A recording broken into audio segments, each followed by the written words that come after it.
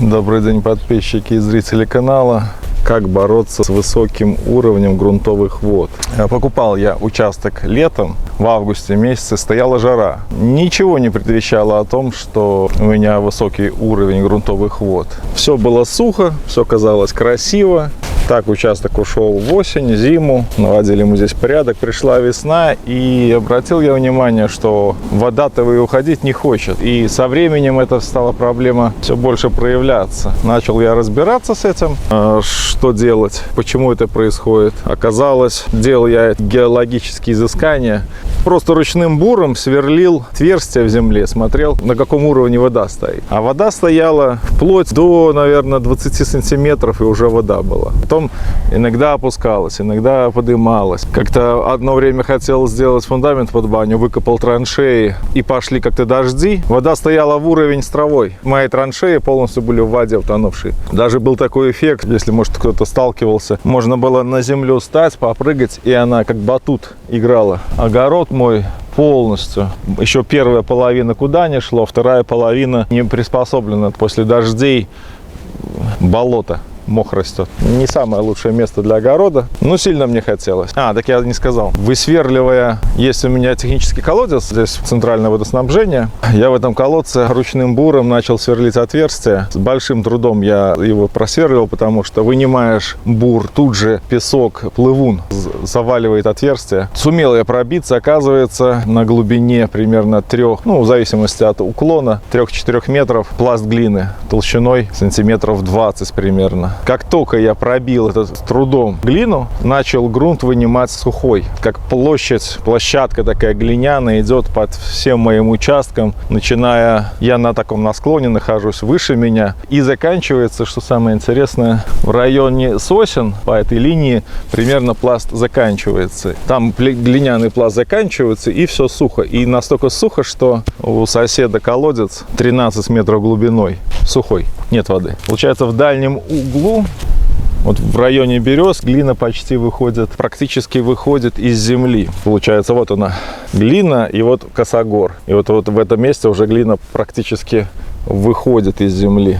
Как решить? Решать это трудоем и достаточно дороговато. Нанял я трактор, максимально глубоко несколько раз проехал, разорвал коренья все. Вот тут раньше лес был, не лес, а лозинник. Разорвал коренья, и вручную потом я еще выкапывал эту всю траншею, с уровнем шел и выкапывал с уклоном в ту сторону. На угле, там глина почти вышла, и буром просверлил как можно глубже отверстие и заложил туда шланг, который используется для дренажа почвы. Вначале просто сделал канавку. Смотрю, что эта канавка начала после первого же дождя заплывать, уменьшаться. Положил в нее шланг. Смотрю, что шланг также грязью заплывает. Пришлось по итогу еще и засыпать щебнем. Делаешь канаву, ложишь шланг дренажный и засыпаешь все щебнем. В старину там вообще выкапывали канаву, ложили ивовые пруты, закапывали. И таким образом осуществлялся отвод воды с участка. Вообще, по-хорошему, если вам достался участок, вы купили, и так получилось, что у него высокие грунтовые воды, надо продавать, надо избавляться от него,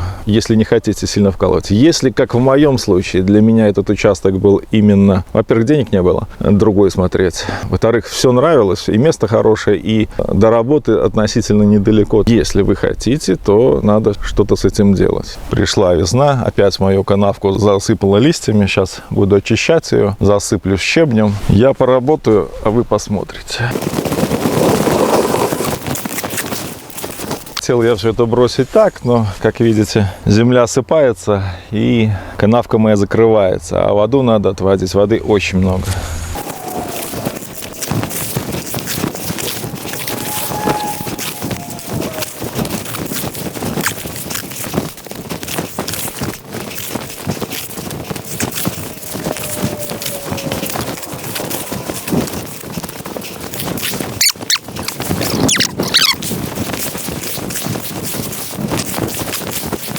Так что, если просто сделать канавку, то она все равно ползет, зарастет. Надо укреплять их. Щебнем дороговато, себе не жалей. Ничего другого просто у меня нету. Щебень только есть. Вот примерно с этого места уже огород был дальше не рабочий. Там просто вот как на батуте можно было прыгать. Настолько в нем много воды. Очень тяжело вода уходит, глина не пускает ее. Только лишь полностью сделав тренажную систему, вот пришла весна, все прекрасно работает. Это тяжело, это финансово затратно, физически тяжело. Самой ничего не происходит, надо все время вкалывать.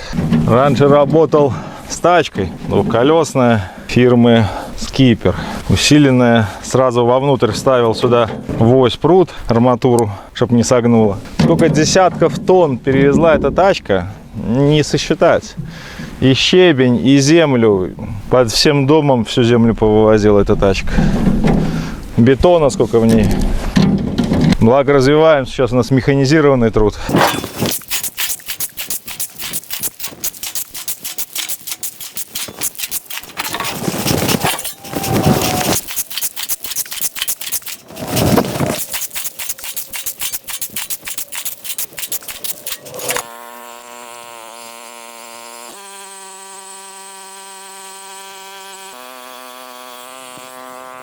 Буду постепенно от конца или от начала идти в ту сторону.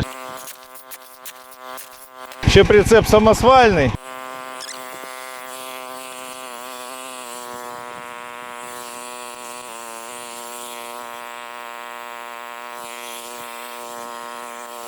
Все мимо сыпется.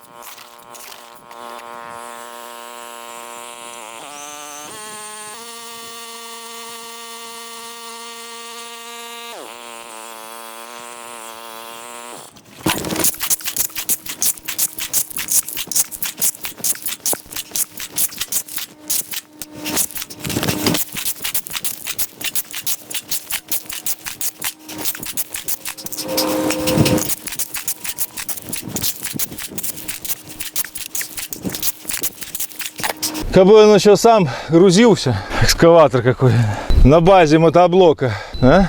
Экскаватор маленький, чмок-чмок, а то, блин.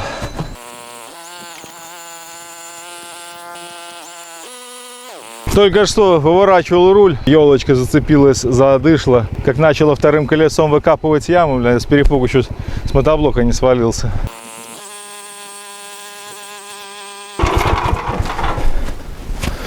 У мотоблока МТЗ здесь не треугольник, а одна труба такая загнутая. Здесь спаренный треугольник. Начал выворачивать, не глядя, колесо. Вот так вот подвернул при резком повороте. Колесо зацепилось за треугольник. Второе, как начало на месте крутиться, начало яму выкапывать, блин. Неожиданно. Не заметил. Вот-то теперь здесь, может быть, соединить и трубой дальше подвести.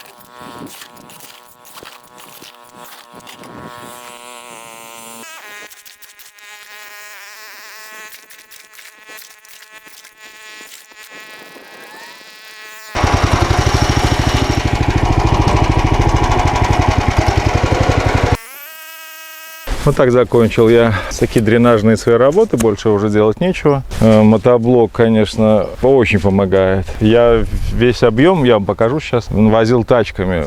После работы, очень устаешь, очень-очень. В данном случае, так, конечно, спотел, но не глобально. Все это значительно легче. Если бы еще на ВОМ вешать экскаватор маленький, было бы интересно. Да? Потому что щебень насыпать вручную тяжело. Может, кто-нибудь разработает. Удержать мотоблок в канаве тоже очень тяжело. Одной рукой бесполезно, надо только двумя, иначе выкручивает его. Следующим этапом надо устанавливать гидравлику, гидравлический усилитель на мотоблок, чтобы легко было поворачивать. Прицепчик этот самосвальный я уже обозревал, это одно из самых первых моих видео. Там, конечно, нудновато получилось, без опыта. Прицеп я этот не советую, мне он не нравится.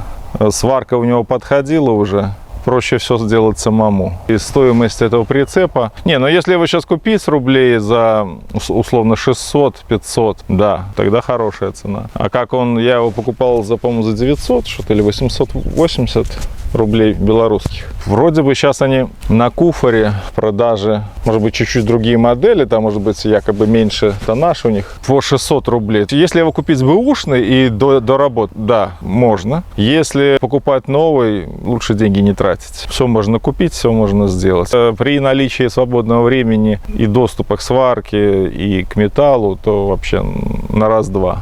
Вот это у меня самая низкая точка. Вот мотоблок наверху там. Вот здесь вот я вставлял перфорированную трубу и закопал. В маленьком уровне грунтовых вод она просто входит под глину. Если большой выход грунтовых, не грунтовых, а вообще осадков, то дальше она уже стекает вниз по горке.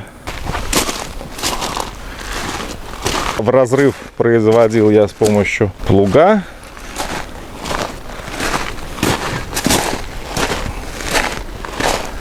Проехал трактор, разорвал все коренья.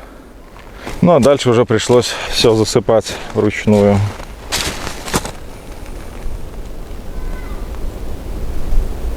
Это уже заканчивается мой участок.